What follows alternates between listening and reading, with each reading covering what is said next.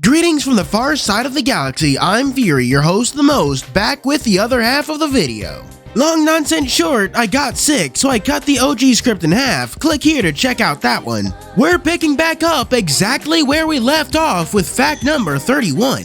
There exists only one all-around 5-star that's a normal unit, meaning it's not limited to a special banner. That being Take Minakata. For number 32, the rarest attribute is a tie between 0 and Infinity, both having only one unit. And for number 33, technically Infinity is rarer than 0. That's because Jormungandr's a 5-star, making him harder to obtain than Girl Zaimon, who's only a 4-star. Number 34, the guild with the most women is the Akihabara creators, with Arachne, Lenansi, and Hecate. Kinda fucked how the most women any guild has is 3. Number 35, the guild with the worst male to female ratio is a tie between the Berserkers and the Summoners, each with around 13 active members and 0 women. Number 36, the smallest guild is the Arakawa Wanderers with only 3 members.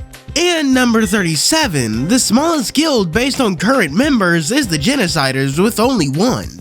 Fact number 38, despite his sacred artifact being a sword, Tsukuyomi's 5-star is bow type. That's a reference to a variation of his name, Tsukuyumi, where Yumi means bow in Japanese. Fact number 39, in real life, Akihabara is actually named after Akiya Gongen, who in turn got his name from Mount Akiya. The connection between Akiya Gongen and Akihabara is even mentioned in chapter 12, albeit kinda briefly. And fact number 40 is an interesting coincidence about Akiya Gongen. His artist, Usukuchi Potechi, used to work as an in-between animator for Studio Trigger. While Akiya Gongen may not fit in with the creators, it seems that his artist definitely does. HOUSAMO actually has quite a lot of anime in its bones, proven by fact number 41. Weebs may be able to tell, but Tezcatlipoca has the same voice as Dio from JoJo's Bizarre Adventure. And let's keep talking about Tezcatlipoca with fact number 42. In the real world, one of the main ways Tezcatlipoca was worshipped was through the ceremonial sacrifice of a heart. We actually get to see this happen to Hombre Tigre in a flashback when he becomes Tezcatlipoca's Nahuatl.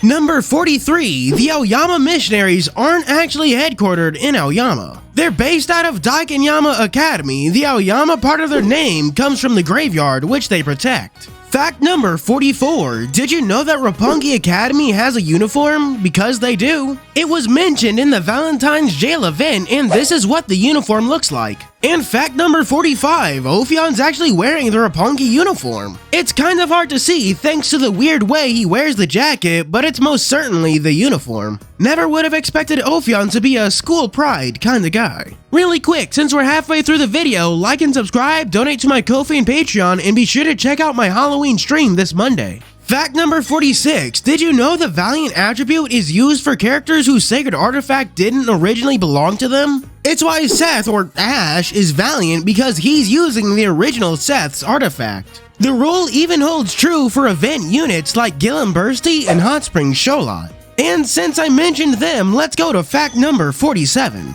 Due to the weird nature of the protagonist being a composite of exiled souls, it's possible for 2 versions of the same rule to exist if another transient has the exiled's actual artifact. For example, the protagonist has Freyr's ability to cut defeat within their blade due to housing their soul. But Gillen Bursty has the sword Freyr specifically used and its ability to cut defeat, ergo there are 2 artifacts with the same ability. Fact number 48 is that Hot Springs Sholot is in the same boat, having Quetzalcoatl's turquoise snake with the ability to rend the land. Kinda makes me wonder what would happen if they and the protagonist ever fought. Probably an exception. Fact number 49, did you know that Goemon isn't Goemon? His name is actually Shukaku, which is a reference to the folk story he's based on. Fact number 50, in the story he's based on, Shukaku was the name of a priest who sold a tea kettle. The tea kettle ended up being a tanuki sold to a merchant who started a circus performance and thus got filthy stinking rich. So while Shukaku may be named after the priest, he's actually based on the circus monkey, or well, circus tanuki. Fact number 51, have you ever taken a good look at Zurong's splash art? Cause if you did, you may have noticed that those pictures hanging around him are actually the Akashic records. It's a pretty neat detail.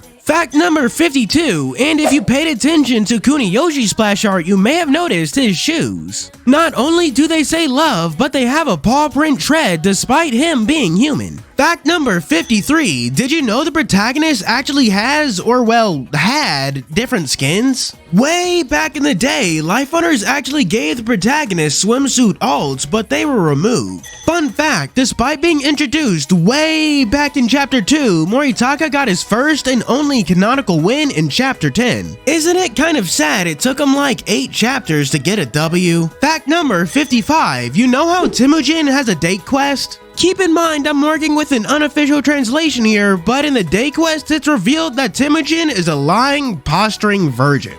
Dude doesn't even have any kids yet. Fact number 56 is something you probably never noticed. You know how Double Dragons relies on the protagonist having that ring Mr. Mononobe gave them? Well, if you look closely at their art, you can actually see them wearing the ring. Speaking of the protagonist, we have fact number 57. Only 3 people are listed as officially disliking the protagonist, that being Aizen, Ark, and Kirito. Kirito himself is actually fairly interesting in that he's based on Jack the Ripper, an old-timey London serial killer or serial killers who murdered 11 women. And fun fact number 58, Kirito's 4-star art has exactly 11 knives, one for each of the murders. On a much brighter note, fact number 59. It's revealed in the Seaside Fashionista event that Arachne actually made one of Gabriel's outfits, specifically this one. And finally, fact number 60. In Zabania's limited unit from the Seaside Fashionista event, you can see some cool details in the background. There's a picture of presumably Satan falling into Gehenna, a picture of Gabriel and Maria, a picture of Zabania and Arsalan, and finally, a picture of Zabania in his Halloween outfit, but specifically with his butt out.